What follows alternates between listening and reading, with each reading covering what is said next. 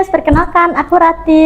Kali ini kita akan ngebahas tentang awal berdirinya RR Hair Care sampai drama di balik layar salon. Dan di samping aku ada partner aku. Hai, aku Rani. Kak Rani, gimana nih awalnya Kak Rani bisa yakin buat buka usaha salon sendiri? Jujur ya, awalnya aku sebenarnya agak takut juga sih buat membangun dan mendirikan sebuah salon yang jelas-jelas ini perdana ya aku lakuin selama ini. Cuma berkat dukungan dan support dari pelanggan-pelanggan aku juga, ya alhamdulillah akhirnya aku bisa memberanikan diri juga untuk berkecimpung di dunia salon. Gitu. Kok bisa sih Kak? Kakak udah punya pelanggan duluan, sedangkan kakak di situ belum buka salon sama sekali. Kenapa aku bisa buka salon langsung banyak customer? Ya itu yang pernah aku ceritakan sebelumnya ya, di konten-konten aku sebelumnya. Sebenarnya aku selama ini sering menceritakan ke semua pelanggan, dan mungkin juga pelanggan sudah tahu sebelumnya background aku sebagai seorang capster. Dulu aku pernah bekerja di salah satu salon daerah Koja, Jakarta Utara.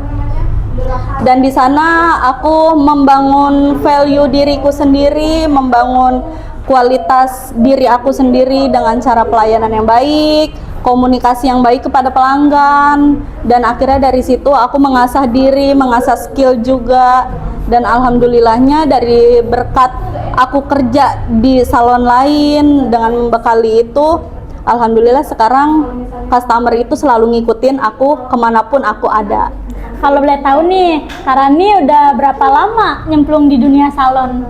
Dulu aku tahun 2010, tepatnya pas lulus aku SMP ya.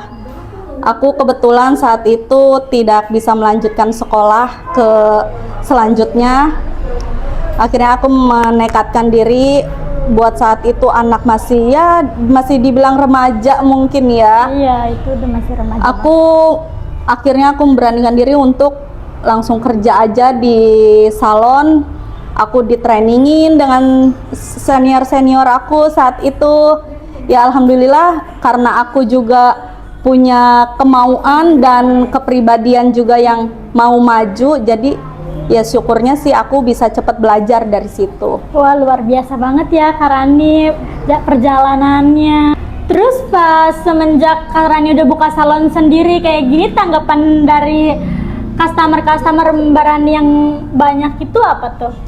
Ya mereka juga alhamdulillah mereka support, mereka mengagumi aku juga, mereka ya mulai mempercayai aku kalau mereka itu mikir aku punya kelebihan dari suatu bidang ini.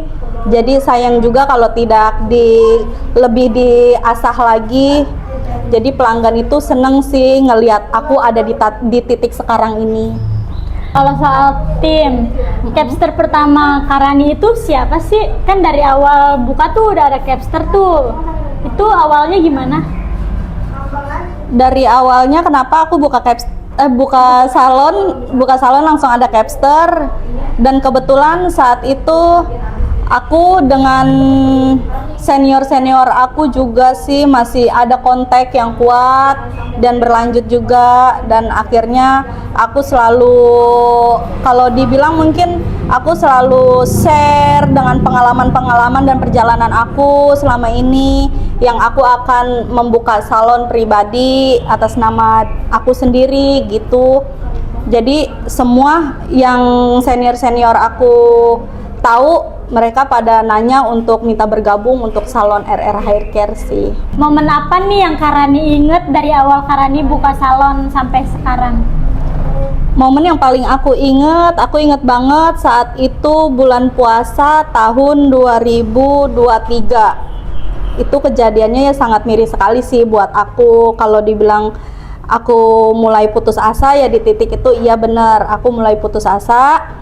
Tapi akhirnya berkat support dari keluarga, terutama suami juga, akhirnya aku coba bangkit kembali. Karena saat itu aku mengeluarkan semua capster aku, karena ada suatu kejadian yang mungkin nggak bisa untuk aku biarkan. Jadi akhirnya aku mencoba berdiri lagi sendiri,